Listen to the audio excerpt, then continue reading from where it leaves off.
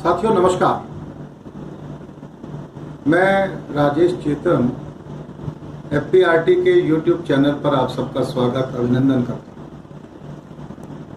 10 दिन से हम लगातार आपके बीच में एक मोटिवेशनल वीडियो लेके आ रहे हैं। मुझे आशा है कि आप सबको ये प्रयोग अच्छा लगा। साथियों, भारत की धरती एक धर्म भूमि के रूप में दुनिया में जानी जाती है और एक ऐसा प्रसंग अब आपके सामने आने वाला है। आने वाली 5 अगस्त को 528 साल के संघर्ष के बाद अयोध्या में भगवान राम का मंदिर प्रधानमंत्री नरेंद्र मोदी जी के कर कमलों से भूमि पूजन होकर बनना आरंभ होगा। आज का मेरा विषय है राम बनाम राष्ट्र, या राम ही राष्ट्र है, या राम और परिवार, राम और राष्ट्र। मैं आज इस पर बात करने वाला हूं। मित्रों, एक बात कहना चाहता हूं, जो रामायण है वह भारत का सबसे बड़ा पारिवारिक ग्रंथ है। एक परिवार में कैसे रहना चाहिए, बाप बेटे का संबंध कैसा हो, माँ बेटे का रिश्ता कैसा हो, भाई भाई का रिश्ता कैसा हो, ये हमको रामायण सिखाती है।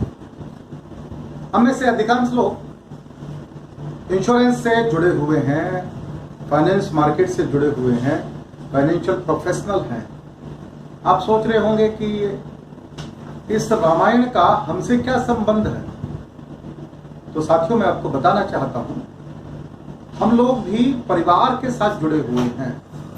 हम परिवारों को सुरक्षा देने का काम करते हैं, इसलिए रामायण से बहुत कुछ सीखने के जैसा है।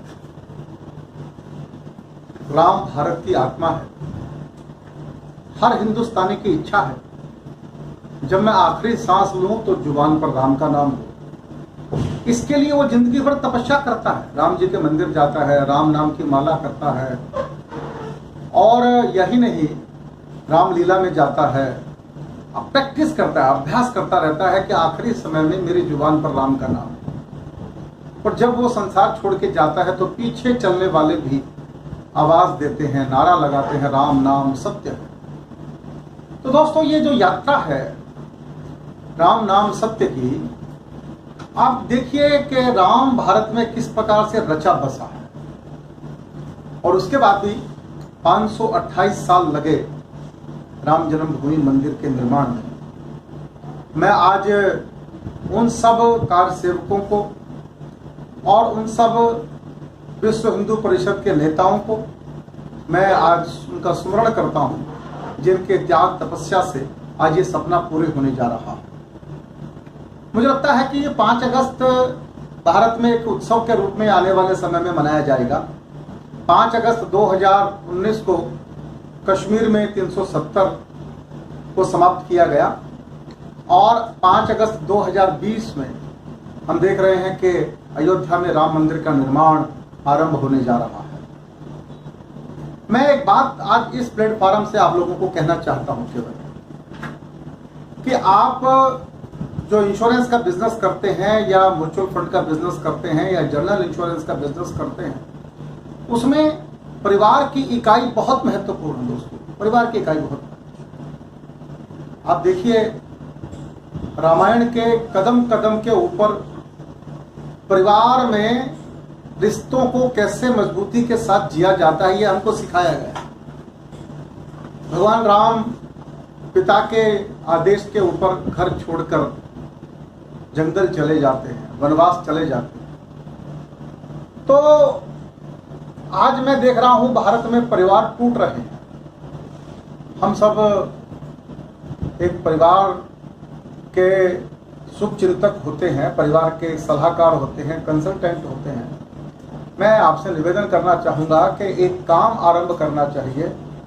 2 वर्ष में राम का मंदिर जब तक बनेगा, हमको हर परिवार में रामायण ग्रंथ पहुंचाने का काम करना चाहिए, और ये बताना चाहिए परिवार में जाके कि हम अपने रिश्तों को कैसे मजबूत बना सकते हैं। रामायण के साथ परिवार में मिलिए, मीटिंग कीजिए और उनको रामायण का महत्व समझाइएगा। और मैं दोस्तों ये भी बताना चाहता हूँ कि रामायण केवल भारत में नहीं, दुनिया में रामायण की मान्यता है। दुनिया का सबसे बड़ा मुस्लिम कंट्री है इंडोनेशिया, करोड़ों करोड़ों मुसलमान हैं इंडोनेशिया। पर आप देखिए, गजब की बात है, मुस्लिम कंट्री होने के बाद भी वहां के एयरलाइंस का नाम है गरुड़ एयरवेज। वहां का जितनी रामलीलाएं भारत में नहीं होती है, उससे ज्यादा रामलीलाएं इंडोनेशिया में होती है। वहां की मुद्रा पर गणेश जी का फोटो है। मुसलमान होने के बाद भी रामलीलाएं करते हैं। पत्रकारों ने पूछा, तुम तो मुसलमान हो, तुम रामलीला क्यों करते हो? वहां के मुसलमानों ने उत्तर दिया, हमने धर्म बदला है, पुरखे नहीं बदले। ये भावना अगर भारत में भी आ जाती तो शायद भारत का दृश्य कुछ और होता। बस मैं एक अपील करना चाहता हूं कि आने वाले ये 2 साल भारत के लिए अति महत्वपूर्ण है। राम मंदिर से भारत में राम राज्य की स्थापना की तरफ हम लोगों को बढ़ना चाहिए। और राम राज्य की स्थापना होगी तो उसमें परिवार की संरचना, उसको मजबूत बनाना अत्यंत जरूरी है। और परिवार तब मजबूत होगा जब किसी परिवार में कोई संकट आया, कोई तकलीफ आई, तो आर्थिक संकट सामने नहीं खड़ा होगा। और वो तब संभव है दोस्तों कि उस परिवार में कोई प्रसंग ऐसा आए कि वहां उस परिवार से राम नाम सत्य का नारा निकले। उससे पहले हम वहां पहुंचकर और उस परिवार को सुरक्षा कवच दे सके, इंश्योरेंस पॉलिसी दे सके, उस परिवार को मेडिक्लेम दे सके, तो ये परिवार मजबूत होगा।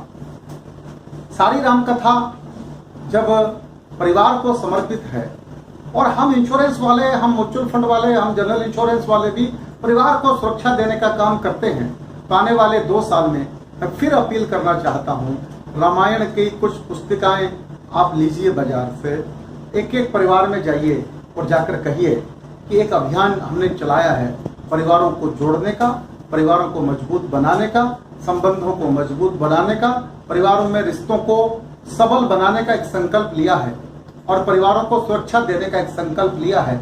और ये अपील कीजिएगा कि रामायण पढ़िए, ये 2 साल राम को समझिए, राम को समझकर आप ये सपना देखिए, जब जैसे ही राम मंदिर का निर्माण होगा हम अयोध्या की यात्रा करेंगे, परिवार के साथ करेंगे और रामायण को समझकर अपने परिवार को हम रामायण के रास्ते पर ले जाकर सबल बनाएंगे, रिश्तों को मजबूत बनाएंगे।